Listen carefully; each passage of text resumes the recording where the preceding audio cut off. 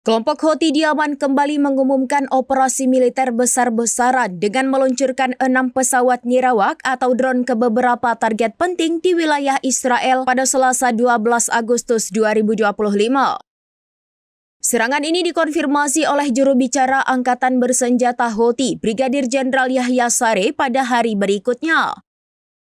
Dalam pernyataannya, Saree menyebutkan bahwa serangan drone tersebut menargetkan wilayah-wilayah strategis yang diduduki Israel, termasuk Haifa, Gurun al-Nakab, al-Rashrash atau Eilat, dan Bir al-Saba. Operasi ini merupakan respons berkelanjutan Houthi terhadap agresi Israel di jalur Gaza.